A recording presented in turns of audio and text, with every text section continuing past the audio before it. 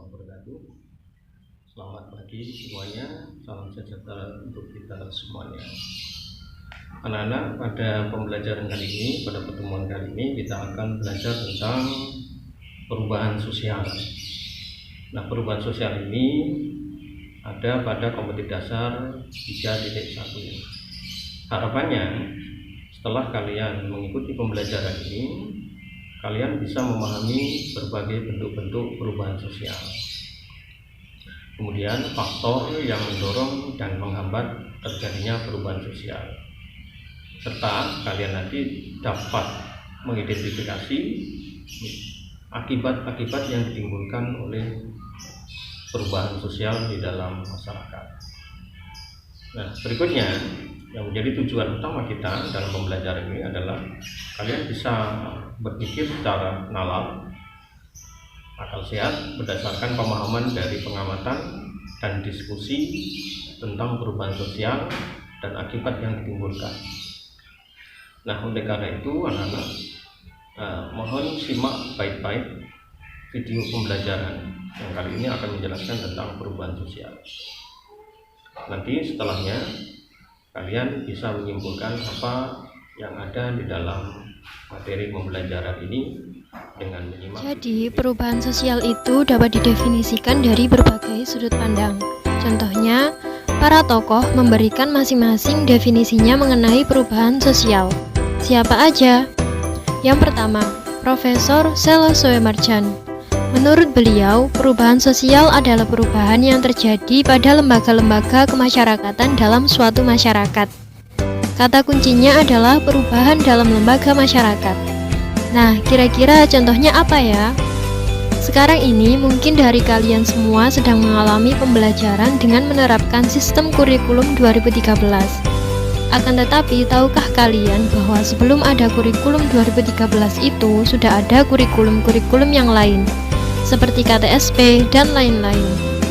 Nah, perubahan kurikulum dari KTSP ke kurikulum 2013 ini merupakan salah satu contoh dari perubahan sosial, di mana perubahan ini berdampak atau berpengaruh terhadap semua elemen, mencakup guru, siswa, metode, model pembelajaran, dan masih banyak lagi yang ada pada suatu lembaga. Lebih tepatnya adalah lembaga pendidikan.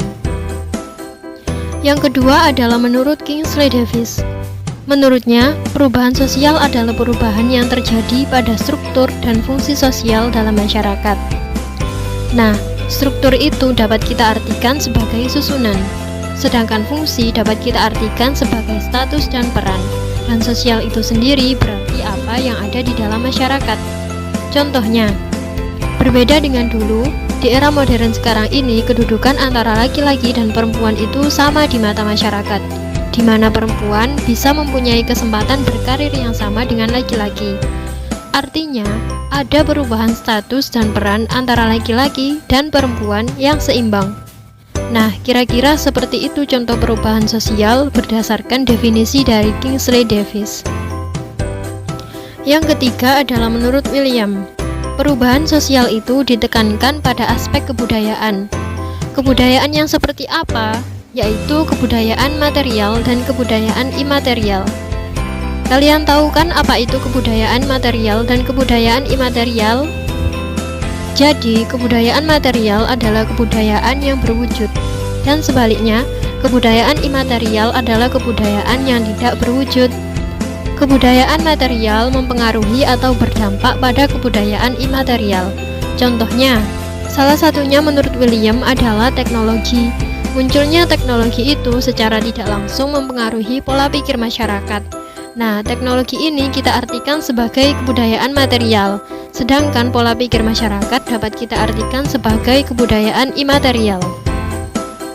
Dampak positif dari perubahan sosial menurut William ini adalah dengan adanya teknologi, masyarakat akan dapat terus membuat inovasi-inovasi untuk dapat mempermudah pekerjaan manusia. Sedangkan dampak negatifnya adalah dengan adanya teknologi, maka pola pikir masyarakat akan selalu ingin segalanya menjadi serba cepat dan praktis. Nah, kesimpulannya dari penjelasan-penjelasan mengenai pengertian perubahan sosial dari berbagai tokoh tadi adalah perubahan sosial adalah perubahan yang terjadi pada 1. Lembaga sosial, 2. Struktur sosial, 3. Hubungan dan keseimbangan sosial, dan yang keempat adalah kebudayaan. Nah, sekarang paham kan apa itu perubahan sosial? Jika sudah, sekarang kita beralih ke pembahasan selanjutnya, yaitu bentuk-bentuk dari perubahan sosial. Bentuk perubahan sosial dibagi menjadi 6, yaitu perubahan lambat, perubahan cepat, perubahan kecil, perubahan besar, perubahan yang dikehendaki, dan perubahan yang tidak dikehendaki. Yang pertama adalah perubahan lambat. Apa sih yang dimaksud dengan perubahan lambat? Jadi, sesuai dengan namanya, perubahan lambat ini adalah perubahan yang terjadi dalam waktu tempo yang lambat. Perubahan ini disebut juga dengan evolusi. Contohnya, pada zaman dahulu orang melakukan kegiatan ekonomi melalui barter. Kemudian, uang mulai ada dan akhirnya digunakan oleh semua orang. Akan tetapi, di zaman modern sekarang ini, orang-orang sudah mulai menggunakan pembayaran sesuatu melalui online karena dirasa cukup mudah dan praktis. Nah, perubahan dari barter ke online ini merupakan salah satu bentuk perubahan lambat karena melalui beberapa tahap periode yang lama, dari barter, lalu ke uang, hingga ke online. Yang kedua adalah perubahan cepat. Perubahan cepat adalah perubahan yang terjadi dalam tempo waktu yang cepat atau disebut juga dengan revolusi. Contohnya adalah revolusi industri di Inggris. Yang ketiga adalah perubahan kecil. Perubahan kecil adalah perubahan-perubahan yang terjadi pada unsur-unsur struktur sosial yang tidak membawa pengaruh langsung bagi masyarakat. Nah, sebagai contohnya adalah pengaruh mode pakaian atau fashion. Tidak akan membawa pengaruh apa-apa bagi masyarakat dalam keseluruhannya karena tidak mengakibatkan perubahan-perubahan pada lembaga kemasyarakatan. Nah, yang keempat adalah perubahan besar. Suatu proses industrialisasi yang berlangsung pada masyarakat agraris merupakan perubahan yang akan membawa pengaruh besar pada masyarakat.